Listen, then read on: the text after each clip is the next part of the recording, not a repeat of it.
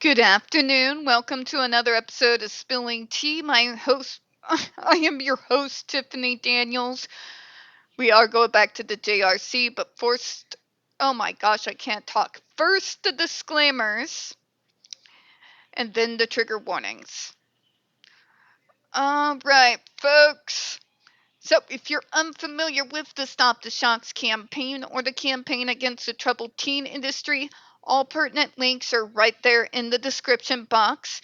We have the massive archive from Autistic Hoya, where we get the bulk of the material in regards to the JRC for this channel. And we also have linked their Neuroplastics article where they interviewed over 800 ABA professionals in regards to the JRC so-called behavior modification program.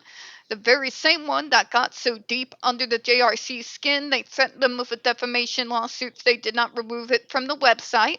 They didn't, of course, so please read the article and share on all your social media. We have their GoFundMe linked in there too, because unlike the JRC, us poor advocates are not made of money. All right, trigger warnings.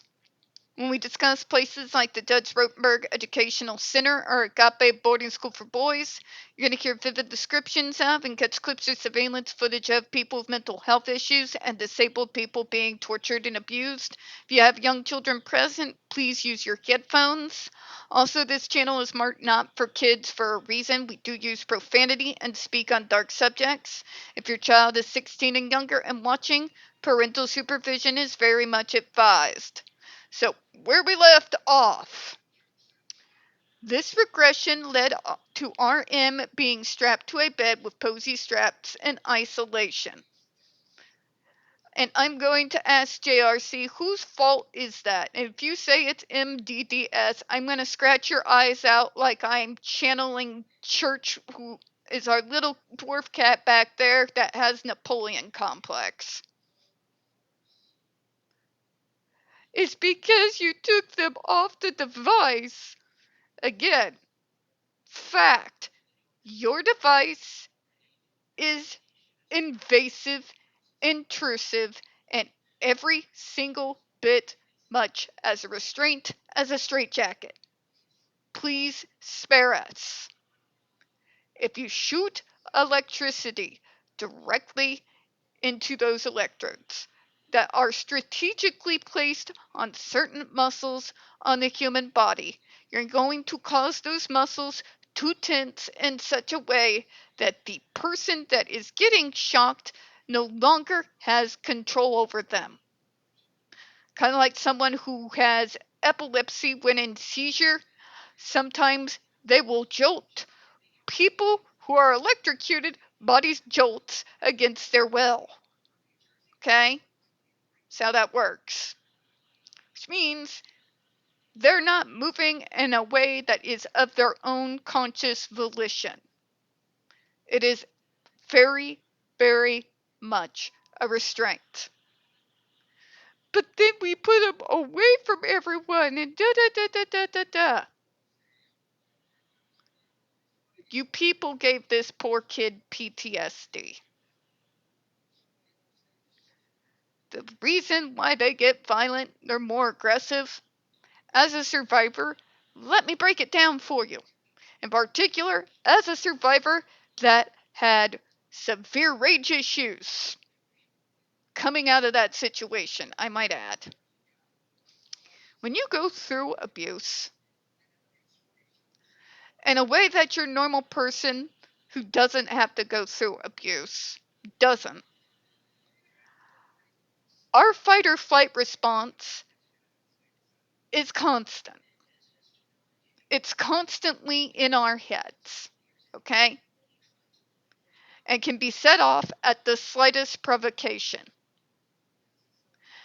If you've had staff, direct care staff in particular, abusing you, starving you, we have literally videos of JRC staff opening a shower curtain where the student was naked and punching them in the face.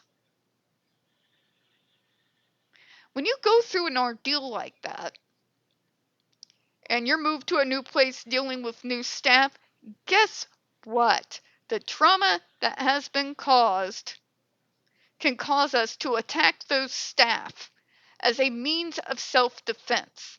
Because when we're going through that, we don't necessarily recognize that the new people are not the enemy. Now, people, in regards to a kid who's been abused, who's neurotypical, when they have similar responses, everybody's pretty understanding of that. The few people who aren't are very well informed afterwards, or there's massive lawsuits involved. You can't play this game, JRC. You can't play this game where you traumatize these kids way beyond reason in a way that would have made Hitler's Germany proud, and then be shocked when, after they are taken out of your care, they end up having a reaction to it.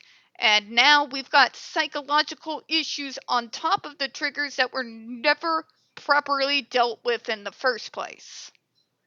Okay?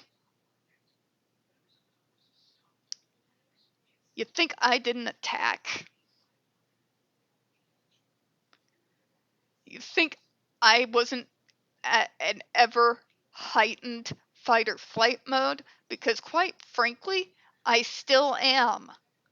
I just have a lot better understanding and a hell of a lot more control due to decades of therapy. Okay?